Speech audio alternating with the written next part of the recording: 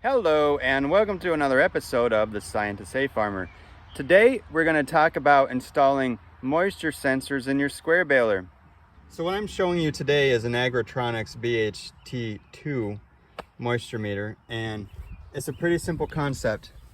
Inside the bale chamber there are two sensors, and the sensors have their own set of wire leads which run up to a meter on the tractor itself. So the sensors themselves look just like that. You'll see there is a sloped or slanted edge right here and then a straight edge. So mounting the sensors is very simple. They state to mount them 12 to 24 inches from the back of the bale chamber. I have mine mounted a little farther back because they are right underneath the knot or star wheel. I wanted them as far back in the bale chamber as I could, where I still had sufficient bale tension so I could get an idea on my bale moisture as early as possible. So all you got to do to install these, oh, and then I also forgot to say 12 to 24 inches from the back, and then right in the middle of the vertical distance. So they're actually quite simple to install. It just requires drilling 4 holes. They do provide a template that you just tape to the side of your baler and then drill the holes, and then you stick the little studs of the sensors through, and then there are 2 wires that attach to each one. The ground wire attaches to the top one, and the hot wire that supplies your voltage attaches to the bottom, and this is the same on each side. And then you just got to get creative on how to snake your wires, your cables, up to the front of your baler to your tractor. So I'll show you what I've done on my New Holland. On the cut side, the wire runs down and underneath the tensioner and comes out here, and then runs up along through that loop, and then we got to go underneath the baler.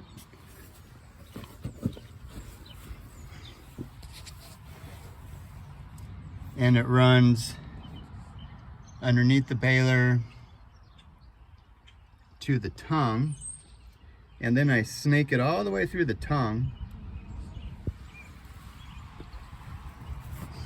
So it's running inside the tongue right there, and it comes out that hole there, and then runs up to my tractor. I have the excess tied off, and then it runs up to the moisture meter. When you're installing the sensors themselves, the slope side needs to point towards the plunger.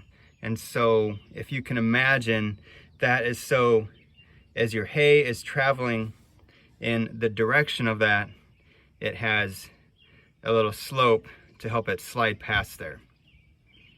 You'll need a power supply on the tractor for the meter, and this is where my power supply is right here.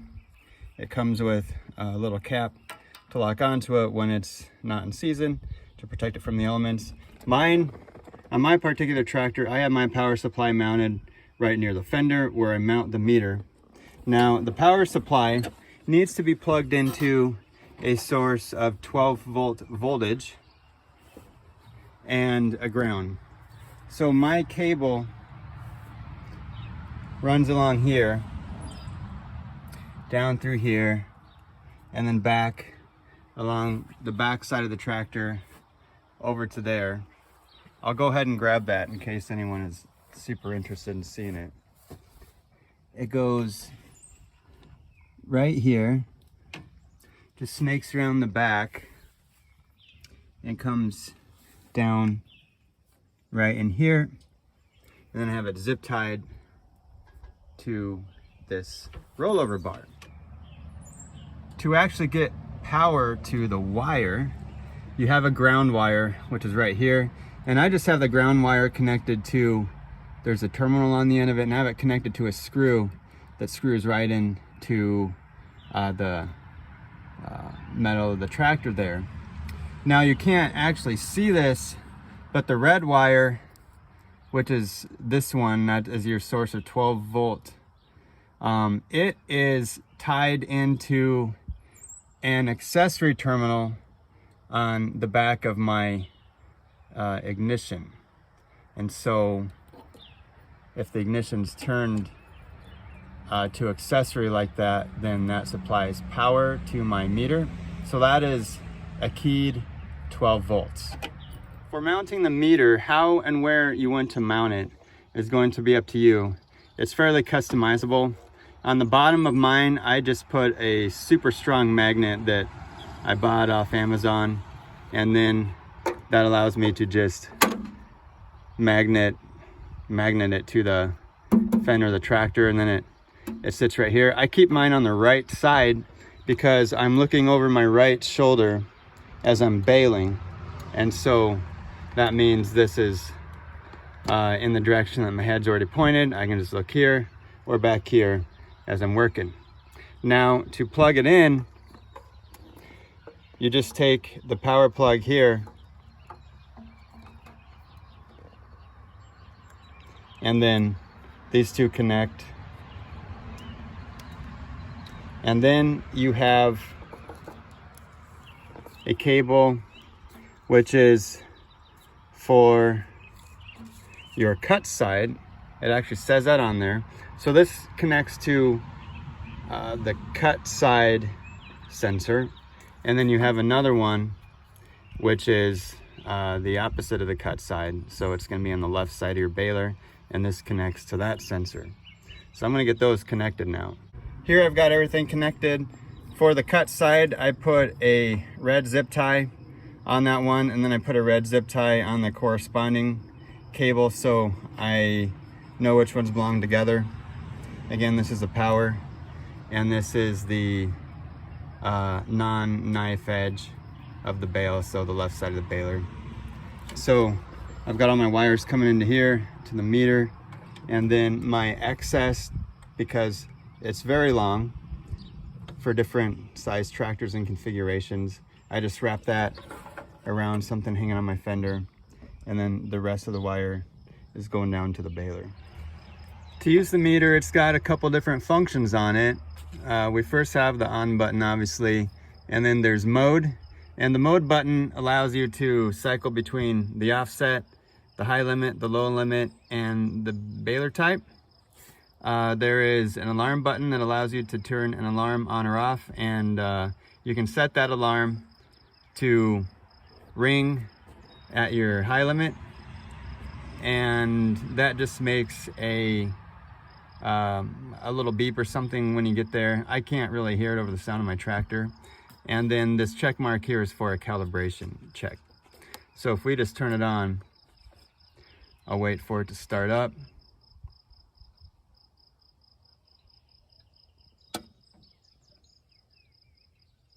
And right now it's telling me low, because it means the bale in the bale chamber is extremely dry and it's below 8% moisture. So 8% is the cutoff, or the cutoff of the moisture. So right here you see that little square, that is telling me it's a square bale, or we're set up for square bale. So if I press mode, the first part the mode brings up is the offset, and you can see there's a little arrow there.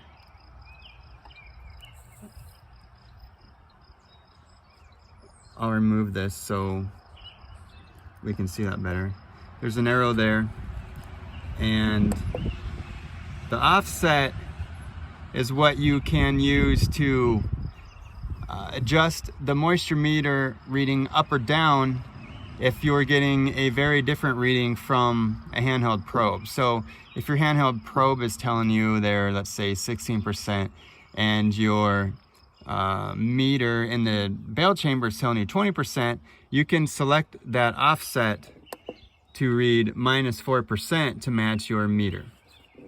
Now the high limit is what you tell, this is what you tell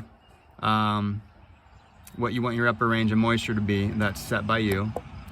And the low limit, I have that turned off because I don't care.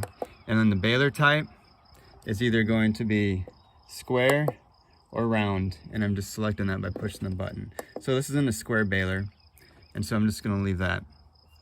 So there we have the functionality of how the meter actually works. And you can't tell, but the display here is actually backlit, so you can see it even in low light. That's kind of a nice feature.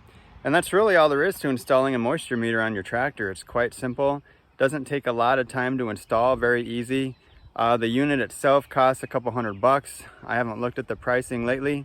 But in my opinion, it is well worth it to have it on there, especially when you're baling outer rows of the field. Lets you know when you hit a wet slug, and if I get onto some wet windrows and they're just showing too wet on my meter, then I just move off it and don't even bother baling it. I come back later. Well, like I always say at the end of all my videos, I hope this was useful. Be sure to like and subscribe and all that other crap if you want to see more of this, and stay tuned for more videos. See you later, guys.